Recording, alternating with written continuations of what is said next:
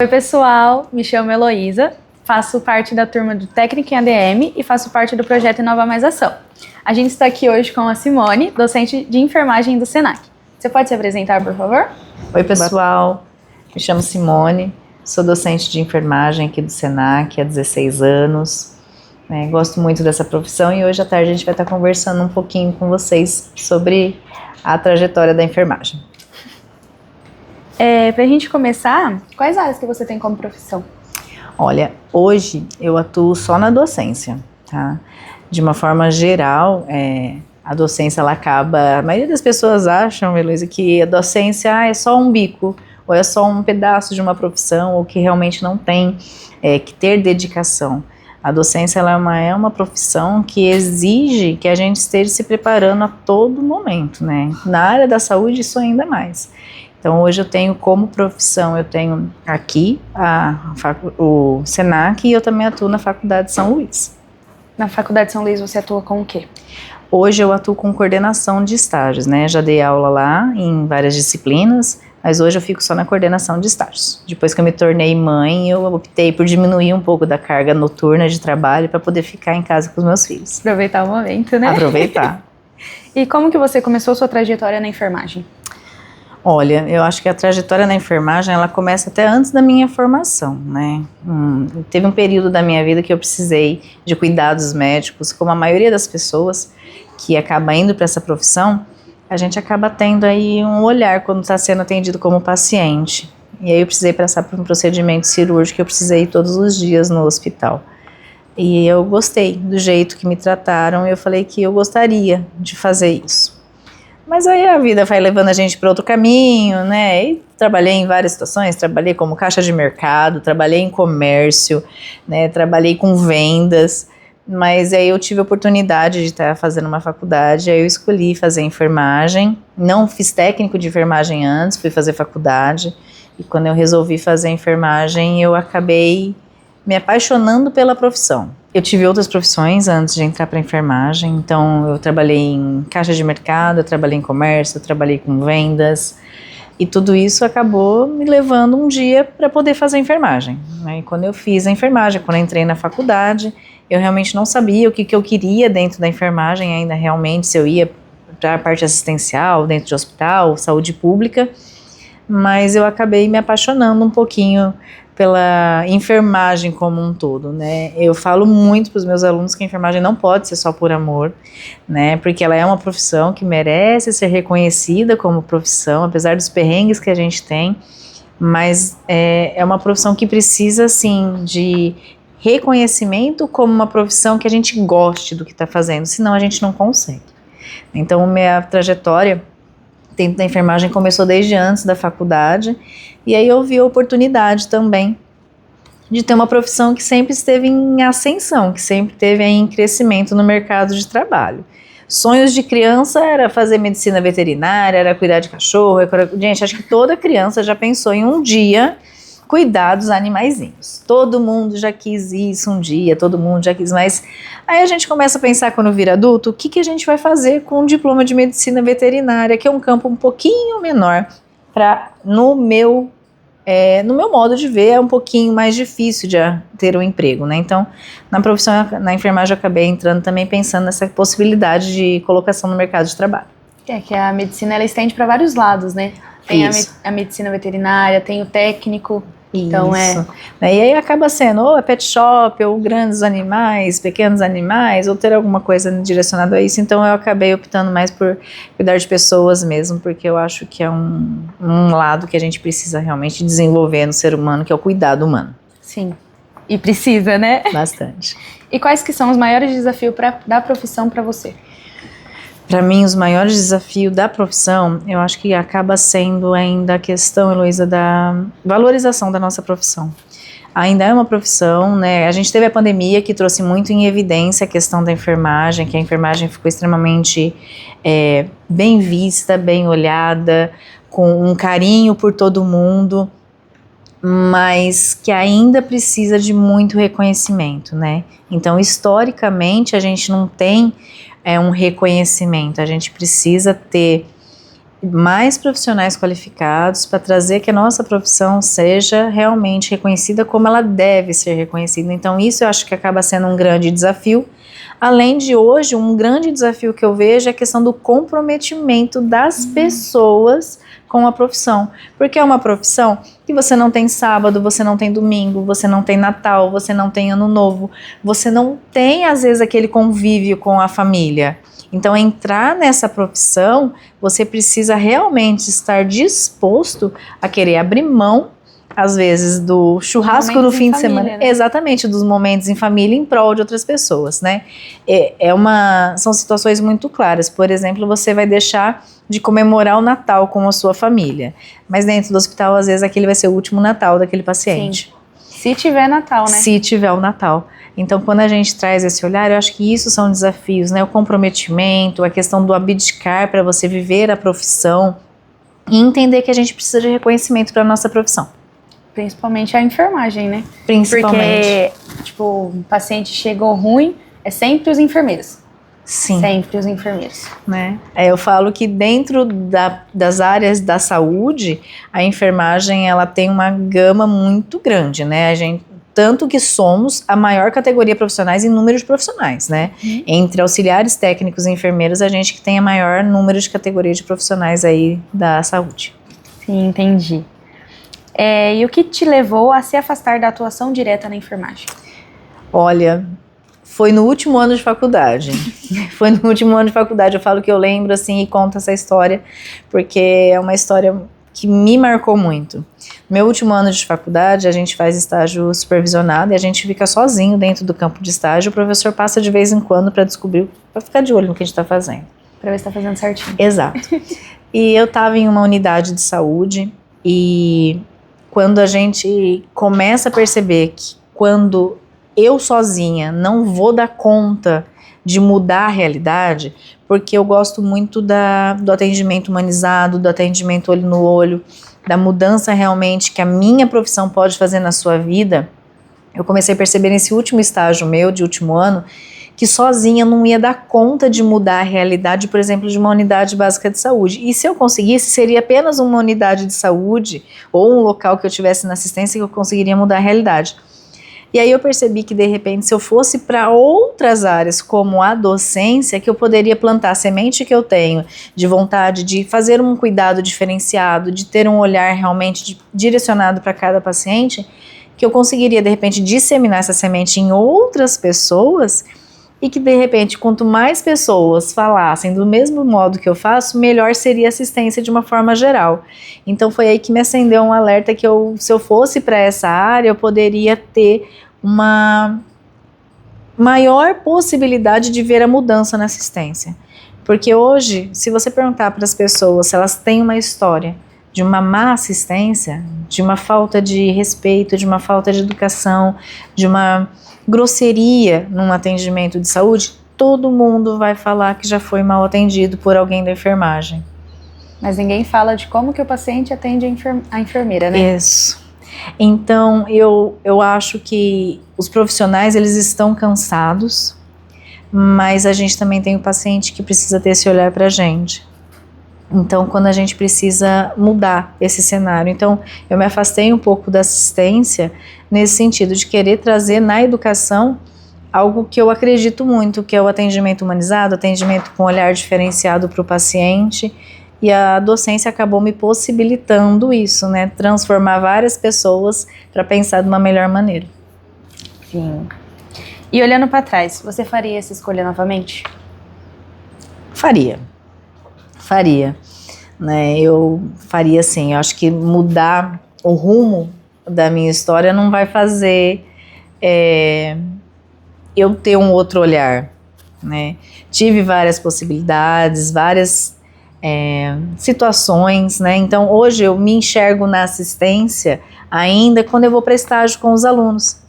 Então eu sou professora tanto teórica quanto prática, então quando eu vou para estágio dentro de um hospital, numa unidade de saúde, eu estou praticando assistência também, então isso ainda está vivo dentro de mim, porque eu preciso estar atualizada, eu preciso saber se teve mudança de técnicas, mudança dos procedimentos para poder passar para os alunos, e para eu passar para os alunos eu preciso fazer.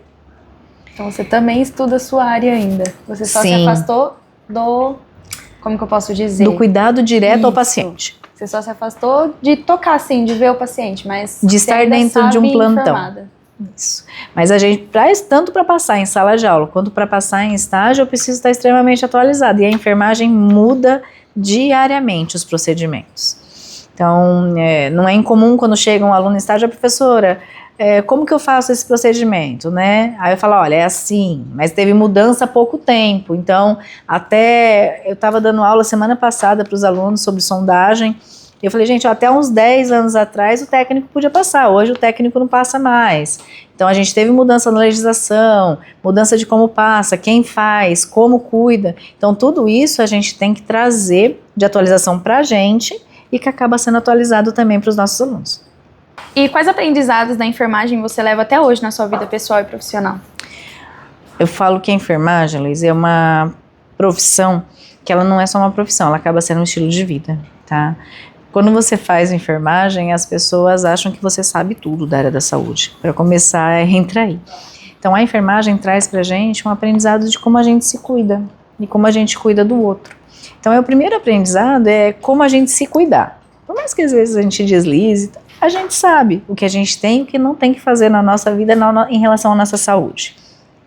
E qual o principal aprendizado que a enfermagem me trouxe? Que primeira coisa, eu não posso ser uma coisa na minha vida profissional e na minha vida pessoal ser outra. Que é incoerente com o que eu faço, com o que eu aprendo e com o que eu ensino. Então, é questão de ser aquilo que você fala. Isso é muito difícil, né? Outro aprendizado que eu tenho é que tudo que eu aprendo dentro da saúde, eu consigo replicar na minha vida pessoal. Quando eu falo, por exemplo, quando eu cuido dos meus filhos. Eu aplico nos meus filhos os conhecimentos que eu tenho dentro da área da saúde, né? Às vezes eu me pego falando assim, nossa, ele teve febre já faz 2, 3 dias e eu não levei nenhum atendimento. Aí meu marido fala, não, mas calma, você sabe o que você está fazendo, porque você sabe até onde você pode ir, né? Diferente às vezes de uma mãe que acaba não tendo esse conhecimento da área da saúde e qualquer febre leva. Então, a gente orienta que qualquer febre tem que levar, sem um motivo. Só que eu também sei que assim que ele for atendido, ele vai ser medicado, às vezes de uma maneira desnecessária, vai colher sangue e vai trazer um sofrimento para ele.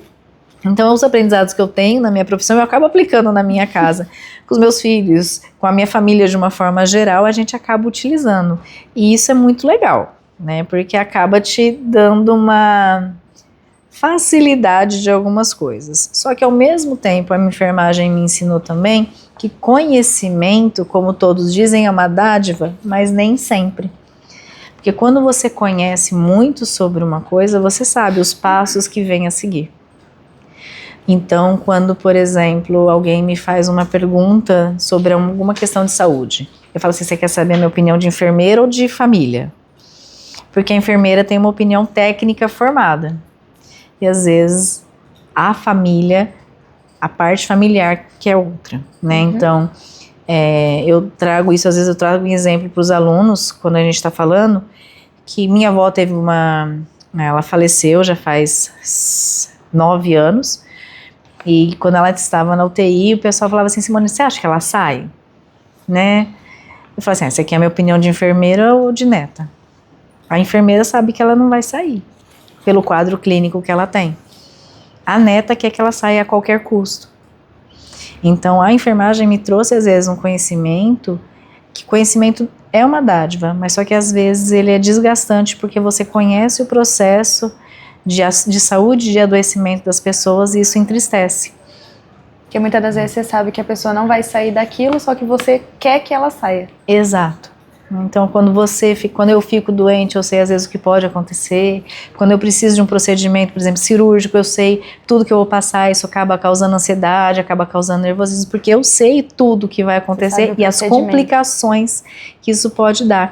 Então, isso é um pouquinho complicado. Quando você não conhece, alguém te fala, olha, é uma cirurgia simples, vai lá, você vai e faz. Agora, quando você sabe tudo que envolve isso, você fala assim, meu Deus, será que é melhor eu ir ou não ir? E agora falando da sua parte da docência aqui do Senac, como que é ensinar os futuros profissionais da saúde? Eu gosto, eu tenho uma paixão por isso, eu tenho paixão por educação, Luiz. Eu acho que a educação pode transformar a vida de uma pessoa, né? É a partir de um sonho que ela vem, porque a maioria dos nossos alunos vem em busca de um sonho, de querer se tornar técnico em enfermagem, buscam muito isso, né? Nosso curso é bem concorrido, né? E quando eles vêm ensinar eles a arte do cuidado, é mágico, porque às vezes a gente pega um aluno que não tem conhecimento nenhum, né? E aí a gente vê ele se formando, estando no mercado de trabalho com várias propostas de emprego, porque saiu daqui formado com excelência. E eu gosto muito da parte não só de ensinar procedimento, ensinar que a pessoa está aqui e o paciente está ali, e são duas pessoas. Eu não sou uma máquina de cuidados e a pessoa não está ali porque ela quer. O paciente, a gente sempre tem que lembrar os alunos que o paciente não quer estar doente. Eu pedi por essa profissão, eu pedi para ter plantões, eu pedi para trabalhar, eu pedi para estar nesse lugar. O paciente não. Então, se eu tiver que tratá-lo, eu tenho que tratá-lo com o mínimo de empatia e respeito. E é isso que eu tento passar para meus alunos, além dos procedimentos todos os dias. Tanto é que muitos dos pacientes, eles acabam ficando piorando o quadro por isso, né? Ai, não vou no médico, não quero ficar lá perdendo 3 horas do meu dia para ficar no médico. Ai, não quero. Então é aí que a gente vê que muitos dos pacientes acabam piorando por não querer estar ali no hospital. Isso, as pessoas não querem cuidar da sua saúde, elas querem tratar a sua doença. Sim. Né? Então eu não quero ficar saudável. A hora que tem algum problema, aí eu corro. A hora que piorar, eu vou lá. Isso, a hora que piorar, só que às vezes esse piorar, às vezes não tem muito o que fazer, vai te deixar numa internação muito prolongada, e aí acaba tendo problemas um pouquinho mais difíceis. Então a gente tem que entender, eu falo que o aluno, ele tem que entender que o paciente, ele é aquele amigo que vai lá na unidade de saúde e que às vezes ele não tem problema nenhum, mas ele quer conversar, ele quer desabafar, ele quer falar, então aquele pico de hipertensão que ele teve, aquela pressão alta que ele teve, é porque ele teve problemas em casa, brigou com o marido, o cachorro morreu, a filha está com problemas na escola, e aí a mãe, mais ou menos, ela fica como uma bomba relógio, e aí ele estoura na sua saúde, ela vai até a unidade de saúde para conversar, para dialogar, e a enfermagem tem papel de fazer isso também, além de orientar sobre seus cuidados em saúde. Entendi. E qual que é a importância de formar bons profissionais na área da saúde? Importância? Olha, tem tanta coisa que pode ser importante, mas toda vez que eu formo um aluno eu falo assim, meu Deus, ele que pode vir cuidar de mim quando eu precisar. Então eu tento formar da melhor maneira possível para que ele consiga executar no mercado de trabalho um trabalho no mínimo de excelência, porque é a vida de outra pessoa que ele vai estar lidando. Então ele precisa ter conhecimento, ele precisa ter responsabilidade, e como eu falei no início para você, comprometimento com a profissão, né? Comprometimento de estar ali e querer realmente fazer isso. Querer perder a vida. Exato. E para você, existe um sentimento de missão cumprida quando você vê os seus alunos formados? Muito.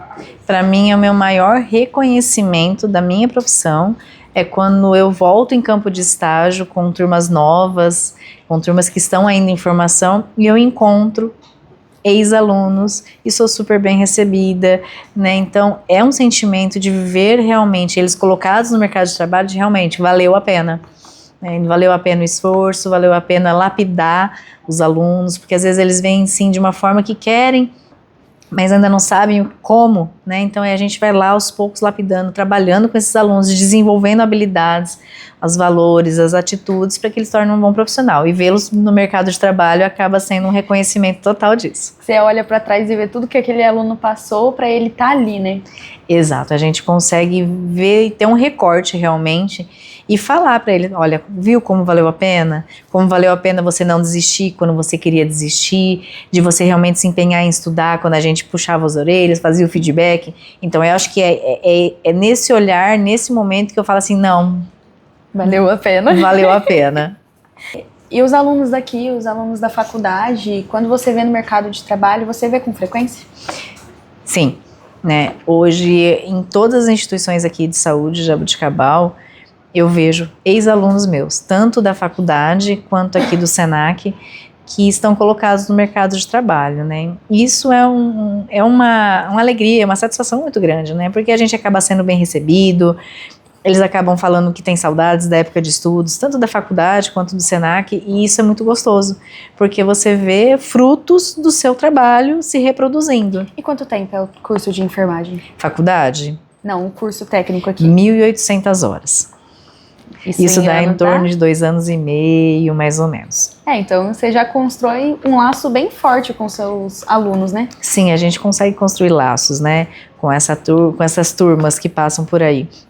Eu estou no Senac já há um bom tempo, né, então eu estou aqui desde a turma 9, mais ou menos, a gente está na turma 38. Nossa!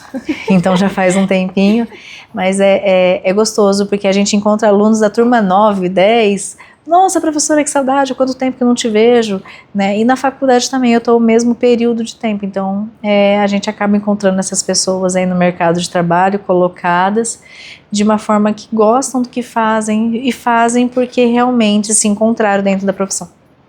No podcast você falou que você atua na Faculdade São Luís como coordenadora. Isso. Como que você equilibra a cobrança e o apoio aos alunos? Olha, realmente a palavra é essa, Heloísa, equilíbrio, né? Você tem que ter ali achar um ponto onde você consegue passar o ensinamento para esse aluno, mas trazer para ele a corresponsabilidade dele, né? Como eu fico na coordenação de estágios, atualmente na coordenação de estágios, já estive na vice-coordenação, você tem que ter um equilíbrio realmente de trazer para o aluno e fazer ele entender que o estágio não é o que o coordenador quer.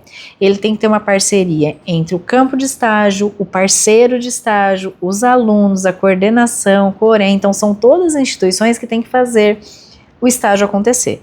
E para isso a gente precisa trazer para o aluno que ele tenha a parcela dele de responsabilidade em tudo isso. Só que a gente também tem que chegar num meio de caminho, porque, por exemplo, lá na faculdade, a maioria dos nossos alunos são alunos que trabalham durante o dia e estudam à noite, e os estágios são de dia.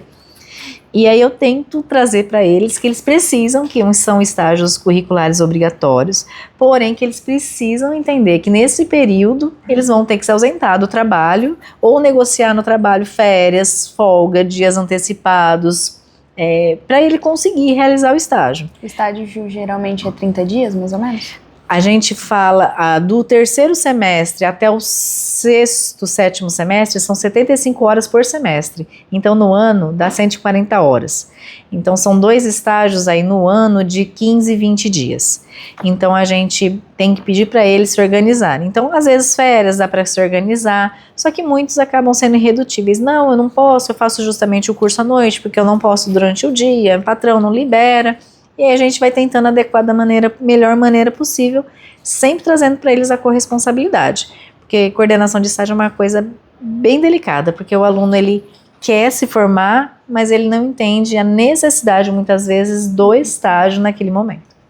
Entendi. E essa parte é bem mais complicada realmente pelo que você falou, né?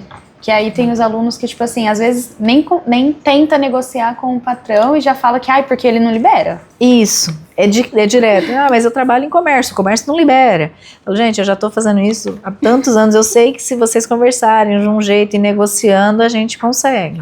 Né? E aí a gente vai flexibilizando dentro do que é possível dentro da legislação, e aí a gente consegue fazer.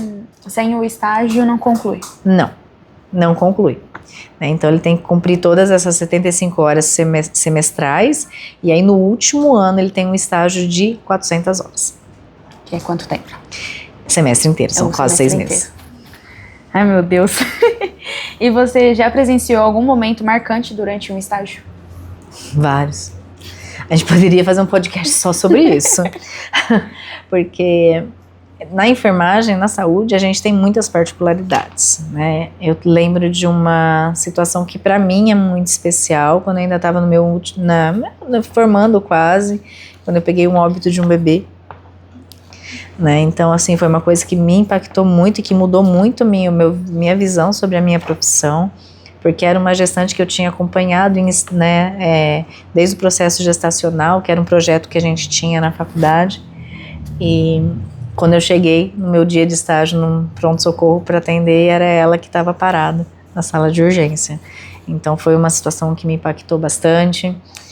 Teve uma situação, na minha primeira emergência cardíaca, de parada cardiorrespiratória, ser no mesmo local, da mesma forma em que meu pai faleceu, né?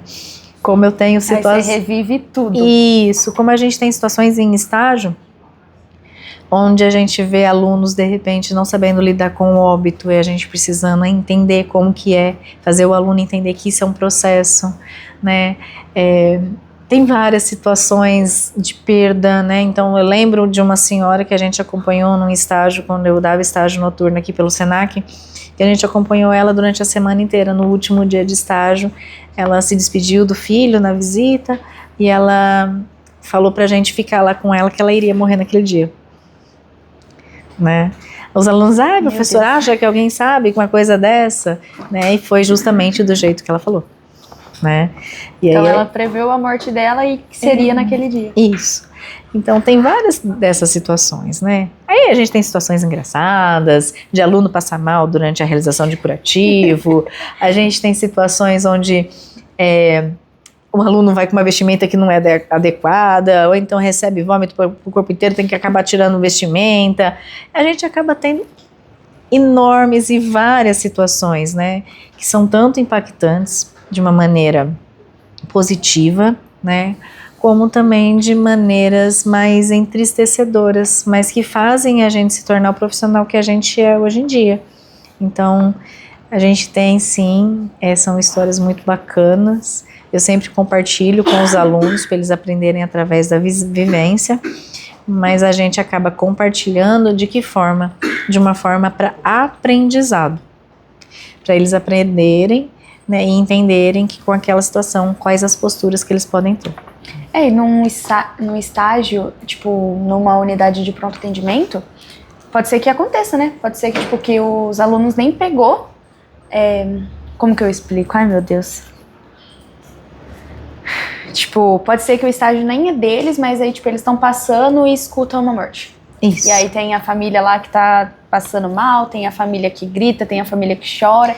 Então é ali que você precisa preparar o seu psicológico para saber o que você vai ter que lidar quando você se formar. Isso. Essa semana mesmo, nas turmas da manhã, eu estava dando aula de cuidados com o corpo pós-morte. O que a gente faz?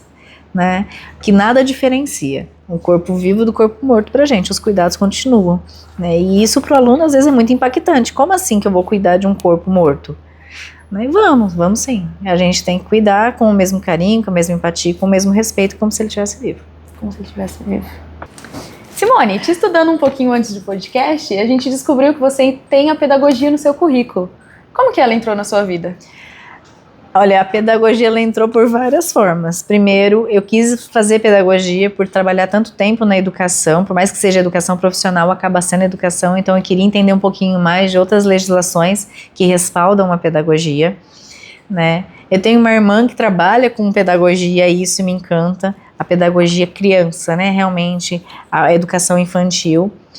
E uma situação muito particular que me fez pensar muito na pedagogia foi no período da pandemia, onde eu precisei, junto com o meu filho, ajudar ele no processo de alfabetização, porque ele estava no Jardim 3, né, era bem a fase de alfabetização, a gente estava na pandemia e eu me via entre aulas online que eu estava dando, tendo que estudar com ele também, ajudar ele no processo. Então, a pedagogia ela entrou para mim por várias portas, e para mim faz todo sentido estudar pedagogia, entender um pouquinho mais sobre isso, porque me ajuda também no trabalho do dia a dia.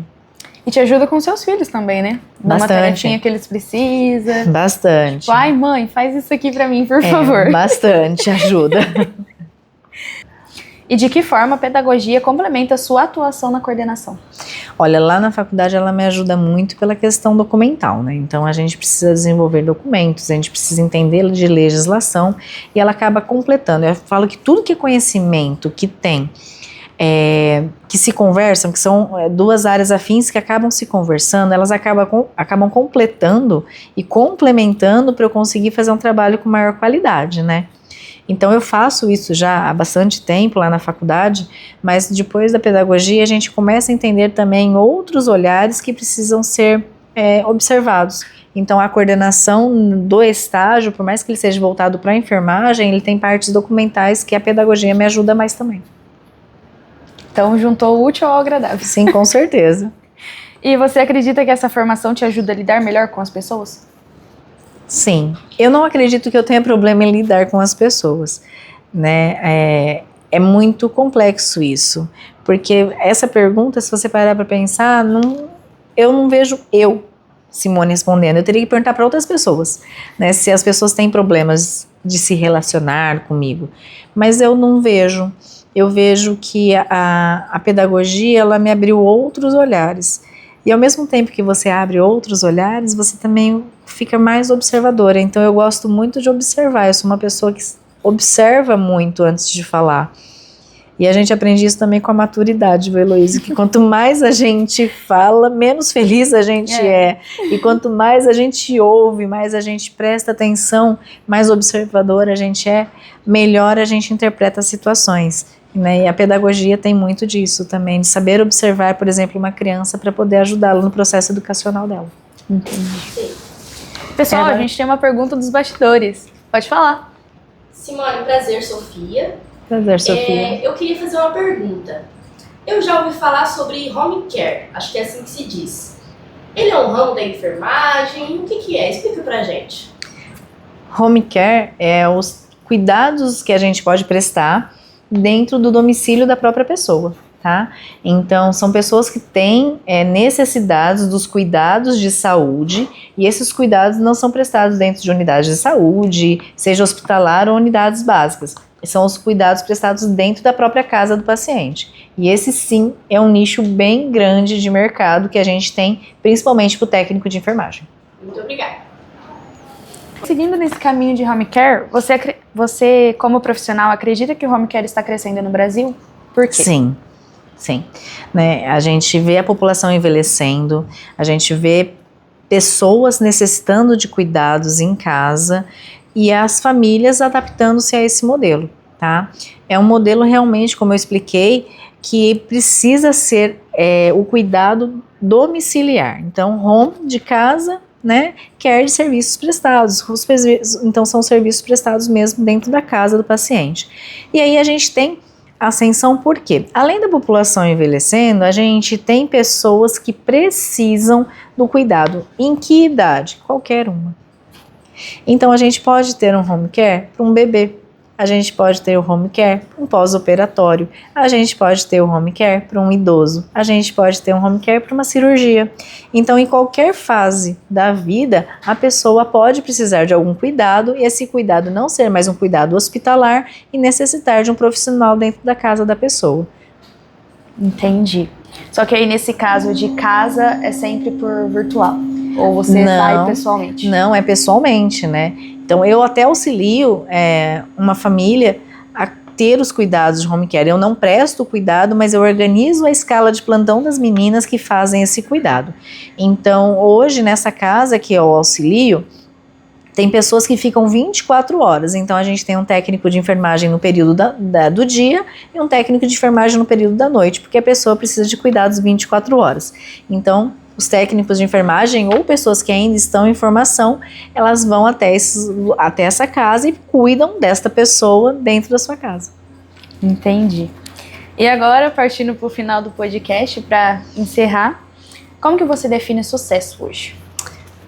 Sucesso hoje não é mais uma palavra só de se definida com a questão profissional. Hoje eu acredito que sucesso é um equilíbrio, eu volto de novo para a palavra equilíbrio, entre a pessoa conseguir o que ela almeja dentro da sua profissão, mas equilibrando com a sua vida pessoal, com a sua família, com o seu lazer, pensando num todo, porque não tem como mais você ter o sucesso profissional e ser só o profissional.